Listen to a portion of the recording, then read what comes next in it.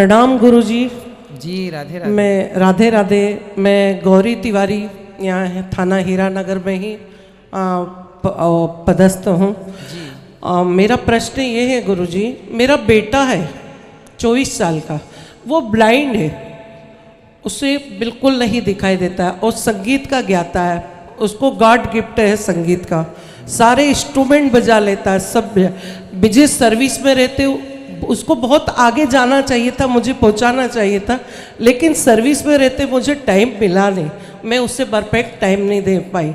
पर मैं चाहती हूँ कि आपके सानिध्य में एक वो भजन भी सुनाए और आपका आशीर्वाद लें, और मैं चाहती हूँ कि वो आध्यात्मिक में जाए। सर जरूर ले आइएगा और उसको संगीत क्लास दीजिए ताकि वो अपने आप को, अब जैसे हमारे देश में एक बहुत बड़े संगीतज्ञ हुए हैं श्री रविंद्र जैन जी सर जी, जिन्होंने रामायण में संगीत दिया है जी।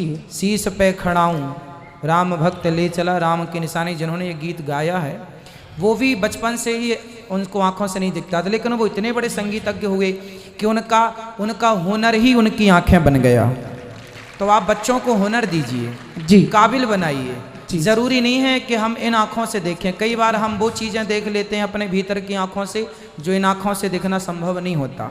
तो आपके बच्चे का यदि रुझान संगीत में है तो ये श्रेष्ठ है। वो सारे इंस्ट्रूमेंट बजा लेता है, उसको सब गॉड गिफ्ट है। और संगीत का टीचर भी आसरा चैनल में, आसरा संस्था में जो मूक बधिर बच्चे होते हैं उनको वो संगीत सिखाता है। तो ले आना, ये दास भी दर्शन करेगा। जी गुरुमान, खुश रही खुश रही। राधे राधे गुरु जी। जी गुरु जी, मेरा सवाल है आप कि गुरु मंत्र के क्या क्या फायदे होते हैं जीवन में, आप बता दीजिए। किसके? गुरु मंत्र लेने के। गुरु मंत्र लेने के फायदे, गुरु मंत्र लेने के फायदे ये होते हैं बेटा कि हमें पढ़ने से क्या फायदा मिलता है, हमें स्कूल क्यों भेजा जाता है, स्कूल जाने के क्या फायदे हैं बताओ।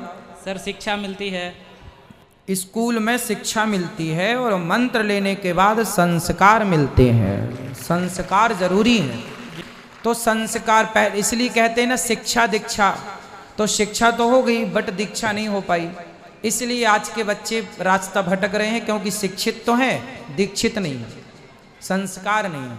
तो वो इतना ही जरूरी है जितनी जरूरी शिक्षा है। जी गुरु जी, प्रणाम गुरु जी। खुश रहिए।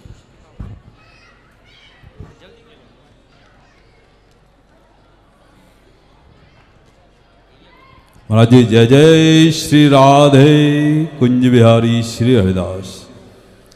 महाराज जी वृंदावन टटिया स्थान से कृपा पात्र हूँ। वाह सुंदर। महाराज जी ध्यान में बैठता हूँ माला लेके, जब मंत्र का जाप करता हूँ, विचरण वृंदावन का ही रहता है, पर विचरण करते करते करते गुरु मंत्र छूट जाता है, पर विचरण मेरा चलता रहता है वृंदावन का, पर गुरु मंत्र मेरा छूट जाता है और पर विचरण, और फिर समय भी निकल जाता है मेरा माला का।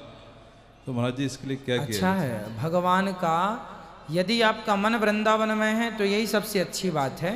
और नाम तो काम, जैसे आप यहाँ बैठे थे उस समय भी आपकी श्वासों में, आप हमसे बात करें या बिस्तर पे जाकर सो जाएं, हर समय आपकी सांस चलती है, उसी तरह भगवान नाम चलना चाहिए।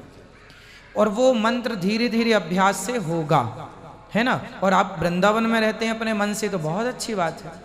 आपका मन यहाँ वहाँ ना भटक के वृंदावन जाता है, ये सबसे अच्छी बात है। तो अपने मन से कहो कि तू जा बिहारी जी का दर्शन करता रहे बस। आज भी आया था आपसे आशीर्वाद लेने, वृंदावन भी आपसे मिला था। आज एक प्रश्न और है मेरा कि तुलसी माला और रुद्राक्ष की माला बताते हैं साथ में नहीं पहनना चाहिए, पर अपने वृंदावन में तो पहनते हैं, स्थान में भी बोलते हैं कि पहनते हैं। देखो ऐसा है कि जो भगवान शिव हैं, भगवान शिव किसका ध्यान करते हैं? भगवान श्री कृष्ण का जब जन्म हुआ तो भगवान कृष्ण को देखने के लिए भगवान शंकर भी आए कि नहीं? जिनका दर्शन करने के लिए शिवलोक से शिवजी आते हैं। राम जी का जन्म हुआ तो राम जी को देखने अवध में शंकर जी भी आए, जिनके दर्शन को पाने के लिए शिव जी भी लाइन में खड़े हैं। ऐसे भगवान को जब हृदय में बसा लिया तो जो शिव जी की आराधना करता है, जो शिव जी की पूजा करता है, वो शिव जी की पूजा करने के बाद ही भगवान कृष्ण और राम की पूजा, श्रीमन नारायण की पूजा करने का अधिकारी होता है। तो जब आप नाव से किनारे पहुंच जाएंगे तो नाव अपने आप छूट जाएगी।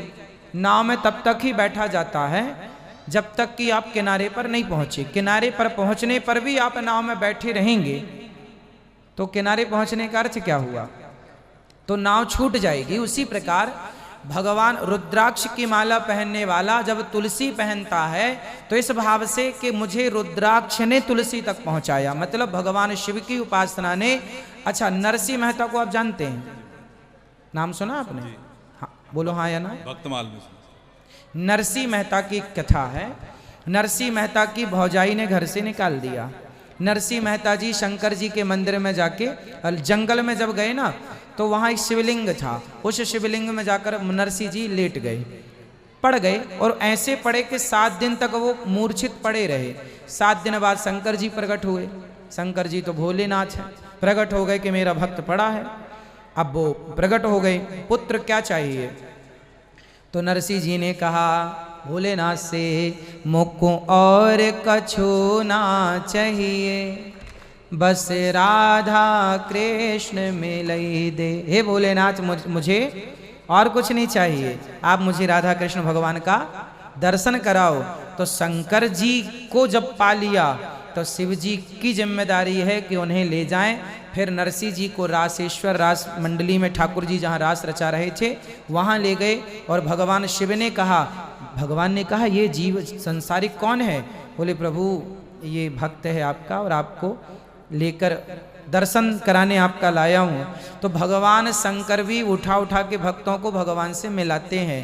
अंत में नरसिंह जी ने भगवान श्री कृष्ण को प्राप्त किया। तो शंकर जी को पाने के बाद भी ईश्वर को पाना लक्ष्य रह जाता है, क्योंकि शंकर जी भी आपको ले जाकर भगवान राम या कृष्ण की गोद में डालेंगे, श्रीमन नारायण की गोद में डालेंगे। तो या तो आप डायरेक्ट जाओ राम की तरफ या इनडायरेक्ट भगवान शिव के वाया शिव जी होते हुए जाओ। तो इसलिए साधक रुद्राक्ष और तुलसी दोनों भी पहन लेते हैं। कुछ लोग रुद्राक्ष के बाद तुलसी पहनते हैं। जो जैसा पहना है सब ठीक है, पर भगवान शिव की उपासना का फल है कि भगवान श्री कृष्ण की भक्ति प्राप्त होना। श्री राधे दंडवत प्रणाम महाराज जी। कुंज बिहारी श्री हरिदास। श्री हरिदास, श्री हरिदास।